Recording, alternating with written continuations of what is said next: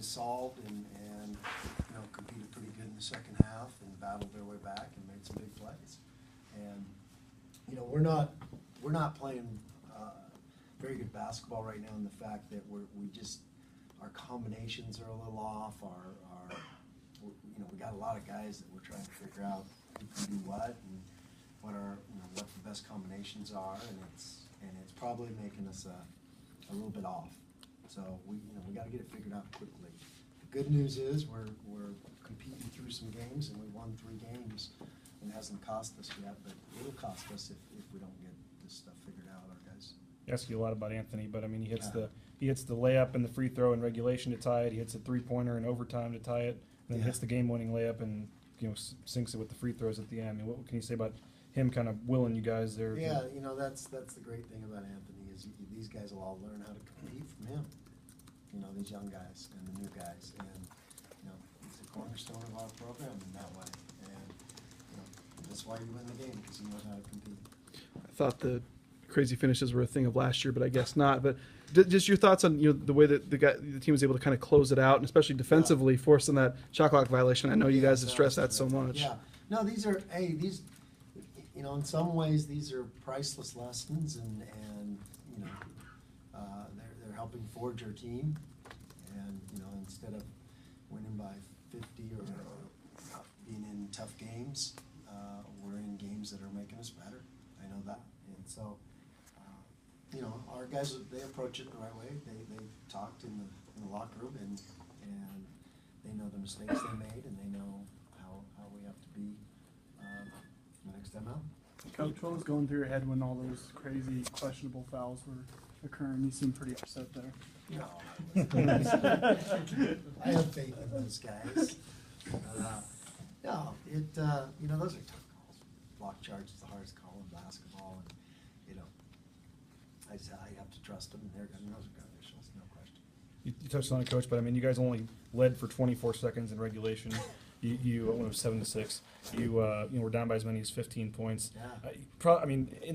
I know these early season close games. I mean, how can a game like that, going to double overtime, having to make some free throws, having to play like that, kind of help you, especially maybe going on the road on Saturday?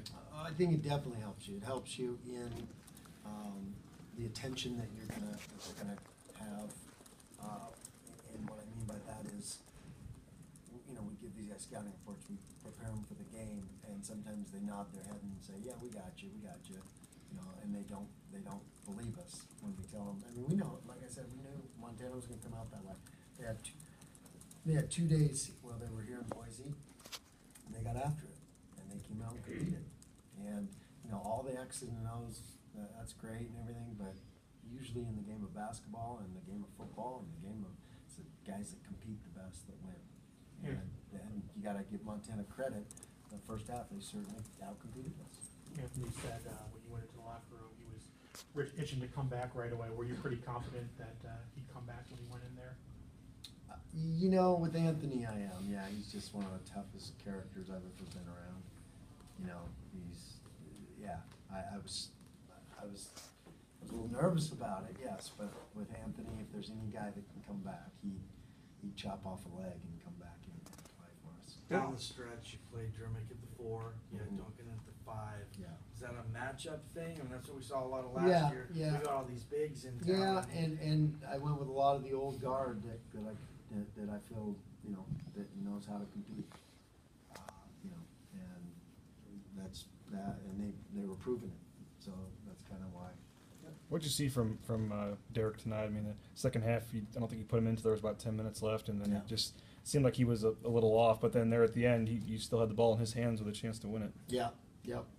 That's an old habit too, and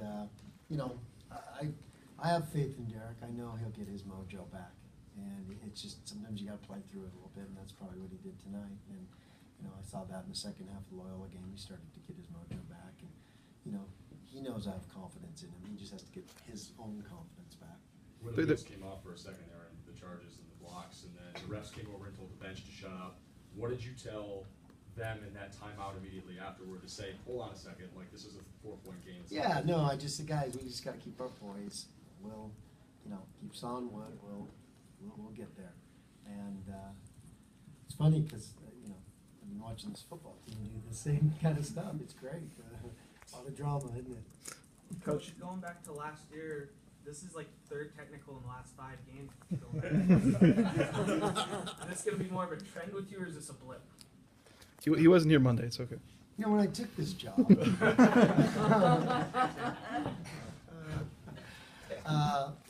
tonight's I just kind of stepped on the court. I didn't say a thing to him, you know.